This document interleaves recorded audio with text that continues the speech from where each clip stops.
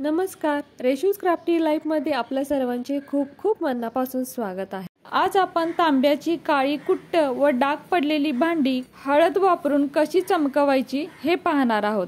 तर इथे हे तांब्याचं भांड बघू शकताय, खूप डाग पडलेले आहेत। तर अशी भांडी साफ करायची म्हणजे चमकवायची म्हटलं तर याला खूप घासावं लागतं।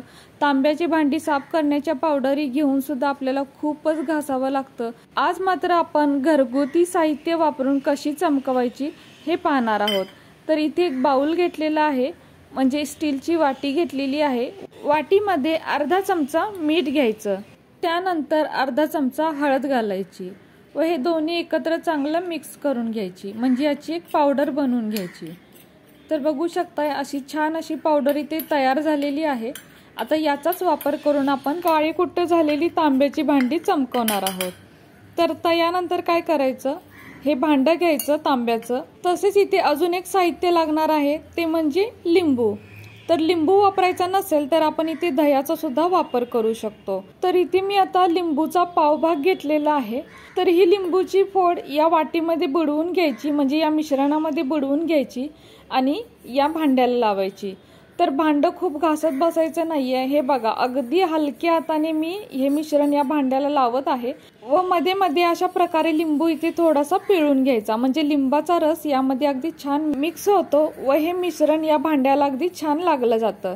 तर बघू शकताय, जसा जसा माझा हात फिरेल तसे तसे हे भांडे अगदी स्वच्छ होत आहे। तर बघू शकताय अगदी हलक्या हाताने केलेलं आहे, कुठेही मी या भांड्याला घासत बसलेले नाही। फक्त हे मिश्रण व लिंबाचा रस या भांड्याला अगदी सगळीकडे लागला पाहिजे व मध्ये मध्ये ही लिंबूची फोड या मिश्रणामध्ये बुडवून भांड्याला आपण पुन्हा लावू शकतो। तर आता सर्व बाजूनी हे मिश्रण आपल्याला लावून घ्यायचं आहे। बघू शकताय जिथे डाग पडलेले आहे तिथे सुद्धा मी खूप घासत बसलेले नाही, फक्त आपल्याला हे मिश्रण लावून घ्यायचं आहे आणि अगदी हलक्या हाताने हे फिरवायचं आहे। जर आपल्याला इथे लिंबूचा वापर करायचा नसेल तर इथे आपण आंबट दह्याचा वापर करू शकतो। म्हणजे काय करायचं, मीठ व हळदीमध्ये थोडंसं दही मिक्स करायचं व हे मिश्रण या भांड्याला लावून घ्यायचं आहे। तांब्या पितळची भांडी आपण कितीही घासून स्वच्छ करून ठेवली तरी काही दिवसांनी मात्र ती काळी पडतातच।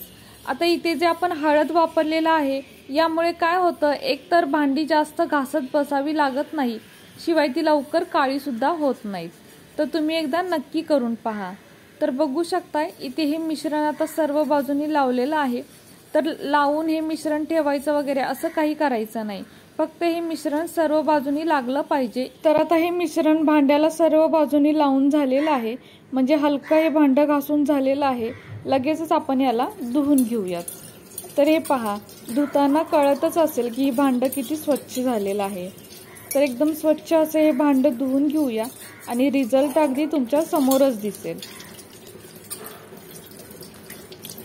तर आता इथे आपण बघू शकतोय भांड धुवून झालेलं आहे आणि किती स्वच्छ झालेलं आहे, एकदम चकाकत आहे हे भांड। सुरुवातीला हे किती काळकुट्ट होतं व यावरती भरपूर असे डाग होते आणि आता बघू शकताय कुठेही एकही डाग शिल्लक राहिलेला नाही आणि भांड एकदम चकाचक निघालेलं आहे। आपण कोणतंही केमिकल किंवा कोणतीही बाहेरची पावडर वापरलेली नाही, अगदी घरातीलच वस्तूंनी म्हणजे घरातीलच साहित्यांनी हे भांड एकदम चकाचक केलेलं आहे। तर जे नेहमी किचनमध्ये अवेलेबल असतं, मीठ, हळद आणि लिंबू या गोष्टींचाच इथे वापर झालेला आहे। हळदीने अगदी हे भांड शाईन करतं एकदम आणि जास्त घासावं सुद्धा लागत नाही। तुम्ही एकदा याचा नक्की वापर करा। आणि हो, व्हिडिओ जर तुम्हाला थोडा जरी कामाचा वाटत असेल तर प्लीज आपल्या या व्हिडिओला एक लाईक नक्कीच करा। नवीन असाल तर चॅनलला सबस्क्राईब करा, सोबत बेल आयकॉन प्रेस करा, म्हणजेच मी बनवलेले असेच नवनवीन व्हिडिओ सर्वात आधी तुम्हाला मिळतील। आता पुन्हा भेटू अशाच एका नवीन व्हिडिओ सोबत।